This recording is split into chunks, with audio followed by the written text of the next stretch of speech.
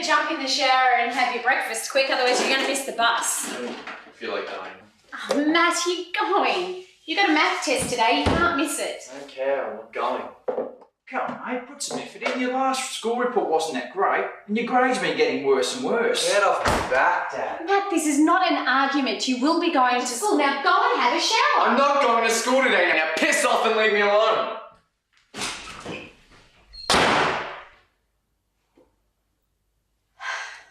Just don't know what's got into him lately. He's so unhappy and aggressive. He used to be so sweet. Maybe it's got something to do with him growing up, and being a teenager and having hormones. Well, I'm really worried about him. Maybe it's something more than that. Maybe something's happening at school. But then he's unhappy at home too. Yeah, I don't know what to do. Maybe we should organise to get him to help.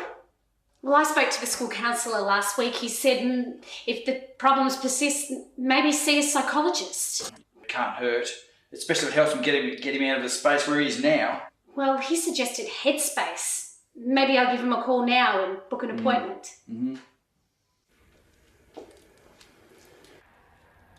Hello, I'm Rachel. Would you like to come through?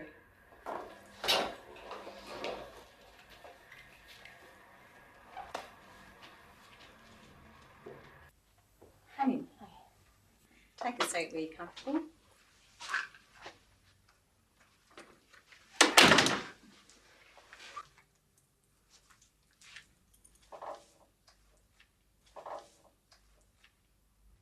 Well, first of all, I want to talk about confidentiality.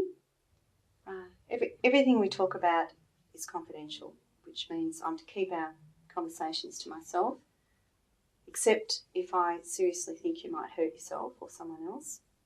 And in Headspace, we share information between the professionals here, but if I want to talk to anyone outside of Headspace, even your parents, I'll ask your permission first. So, how can I help you today?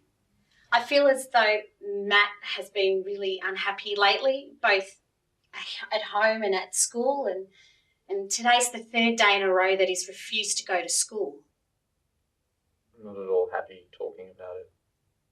I feel like I got dragged here today. If you don't mind, Matt, I'll hear your parents' concerns. They're obviously worried about you, and it looks like if they've brought you in here, they really care about you as well. I'm quite concerned because Matthew hasn't been himself in quite a while. So, if you don't mind, I'll have a chat with Matt by himself, if you don't mind waiting in the waiting room for the time being. Thank you.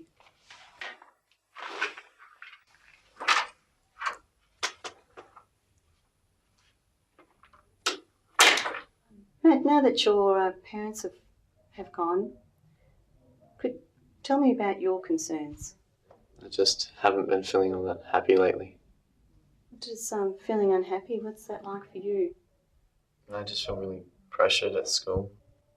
Not only to get good grades, but to impress everyone around me. Yeah. Whatever I do with my mates, it's not good enough. They're always bagging me out. Same with the girls in our group. Yeah. It sounds to me like you're worrying a lot about what other people are thinking, and you're feeling a lot of pressure right now. Yeah, I really have been out of energy lately. I don't want to do anything. All I want to do is sleep. Yeah, we commonly find that with people who have depression. Depression actually takes a lot of your energy away. It's people find it hard to do the things that normally they would enjoy doing or feel like doing. But it is important to still be able to get out and about and do things. With depression or low mood, we find that that people often will sometimes even retreat from their friends or from their usual activities. But in fact, having this low mood does not necessarily mean that you're going to have ongoing depression. That there's actual strategies that we can work on that will lift your mood and help you to get back to your normal everyday living and engage better with your friends and at school. So would you like to work on some of these strategies? Yeah, I'd like to give it a go. Yeah, good.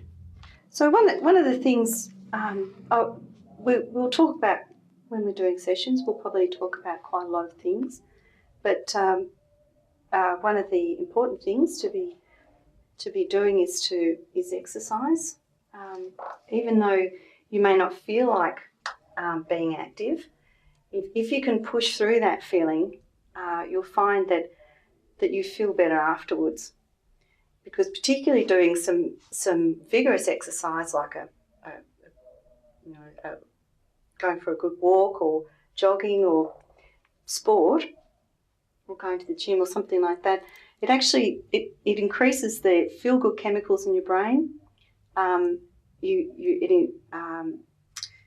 The blood's circulating. It's better for your brain health actually, because you get a lot of oxygen going up to your brain. And just overall your health is better, which makes you feel better. And it's positive.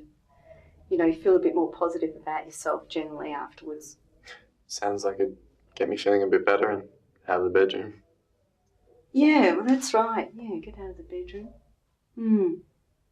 And it'll give you some better thoughts too. One of the things that happens with people when they have depression is quite often their thoughts are negative. Have you been finding your thoughts being a bit negative? Yeah, most of the time. Yeah. Well, we'll work on your thoughts as well. And what'll be helpful is if I have a sheet here that I'll get you to fill out, recording your thoughts, and that'll be helpful. We'll your thoughts and your feelings in relation to some incidents. And if you bring that along to next session, we can look at that and work out some strategies for tackling your negative thinking. And there's a few just relating to your general health. If you're healthier, generally your mood lifts a bit better. So thinking about getting a good night's sleep, eating well, and as I said before, exercising, that's important.